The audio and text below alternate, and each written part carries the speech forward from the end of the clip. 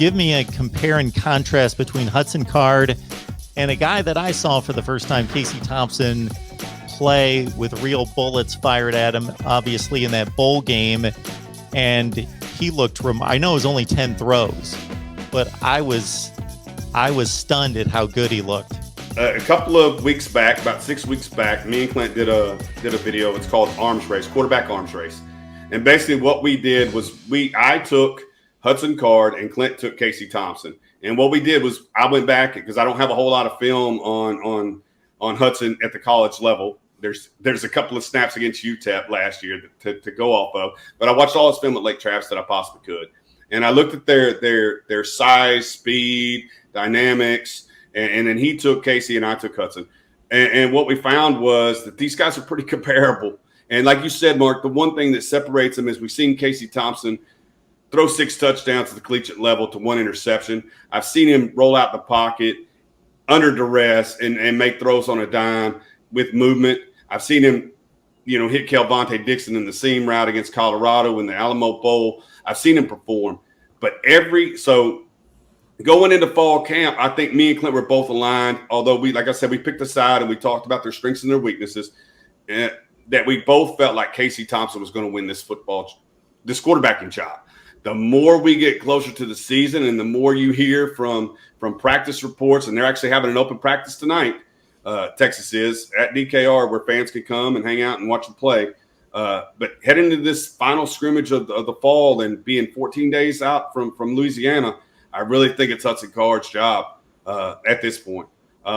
And just from everything I'm hearing, again, we're not media, we're fans, and we do have sources around the team that feed us information. But from all accounts, it looks like it's Hudson Card's job to lose at this point. Yeah, I think for me, the way I look at it is it's crazy because Texas it's either Team Hudson or Team Casey. That's kind of where we're at this particular point as far as fans go. You know what I'm saying? Like you said, to me, Casey Thompson, Colorado, Alamo Bowl, has the experience. Very little experience, not a lot of experience, but very, very, he has some experience. And what we've seen under the lights in Alamo Bowl was handily probably the best, quarterback situation we'll probably see with, Sam getting injured, because that game was really, really close. And he put some distance between Colorado in that second half.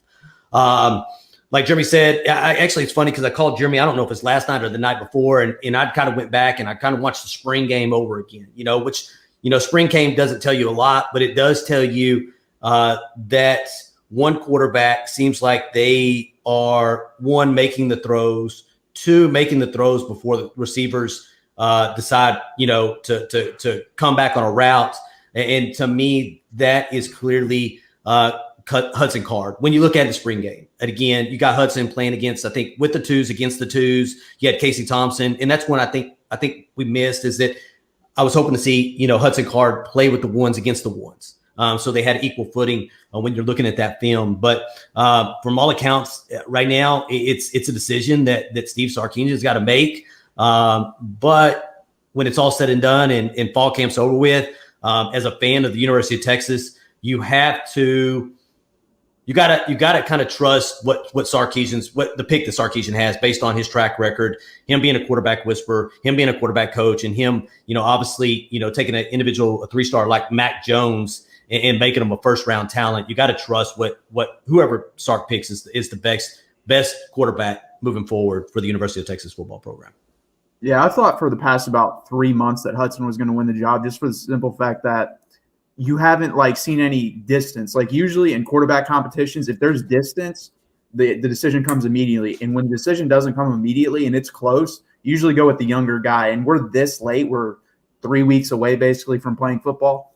I think Hudson's going to win the job. And I agree with them. I think they're pretty similar. They're both really good athletes. I mean, Hudson was a wide receiver at Westlake High School, had 1,000 yards receiving. Mm-hmm. So he's a really good athlete. I think he's got probably a little bit better arm than Casey, but that's about it. They're pretty similar. And Casey had some fantastic throws in that Colorado game. The one where he sidestepped the defender and threw a sidearm pass over the guy was incredible. I think these two guys are two of the most guys that come to Texas throwing wise in a long time, probably since Gary Gilbert, I guess, out of high school, but he wasn't good at Texas. But out of high school, I'd say him. Matthew, he played at Lake Travis. You said Westlake, but he played at Lake Travis. But he's a 4-5 guy. You're absolutely right. He's a 4-5 guy. He was a receiver there when Charlie Brewer, now the Utah quarterback that was the Baylor quarterback, was at Lake Travis. But he was a top 50 guy. People forget about that. Like Hudson Card was almost a 5-star prospect who again sat behind Sam Ehlinger, who was a 4-year starter.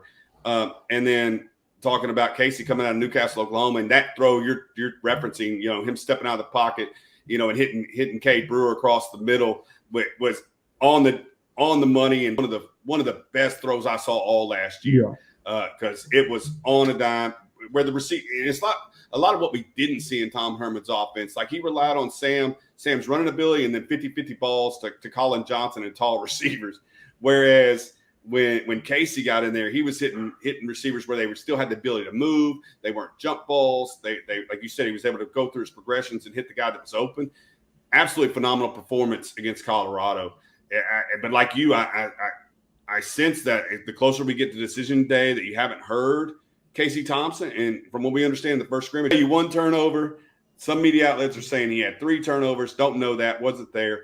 But like you said, it seems to be Team Hudson at this point from the media coming out of practice. Yeah, I mean, I don't know if you guys remember any situations where you see a quarterback competition go this late and the young guy doesn't end up winning the job, because usually the starter gets named pretty early if it's the older guy coming out on top. Because, I mean, the comparison I have, it's NFL comparison. It'd be Matt Flynn and Russell Wilson, where they paid him all that money, but you just kept cheering Russell Wilson out of camp, and then boom, he was a starter. That's what that kind of reminds me of. It's like, you hear this, and I just have a feeling it's going to be Hudson. I think, but going to that, I think I think he came in with a clear mind. I think clear eyes. I think that's the way Sarkisian came in, and I think he. Again, it's a different scheme that they're dealing with. So if it was an older scheme, the guy's been in there for a while, the quarterback competition. But to me, I think he's given Casey Thompson every opportunity to win the job as the guy that's been in the program the longest. You know what I'm saying? And not making that decision. I think that's where it kind of goes, because I think when you have 2 quarterbacks that are equally as talented and either one of them can win us football games, to me, come in scheme fit. I think Steve Sarkisian is going to wait until the last minute to pick that guy, and I think it's going to be a gut feeling. You just got to hope that the Texas Longhorn fans, man, that are either on Team Hudson or Team Casey can be okay with what Sarkisian picks, who he picks as a quarterback. Do you think it could be like a Charlie Strong type situation where we see Bouchel just get pushed out? Then you're like, oh, this is different. I didn't even know he was going to start that game versus Notre Dame. So.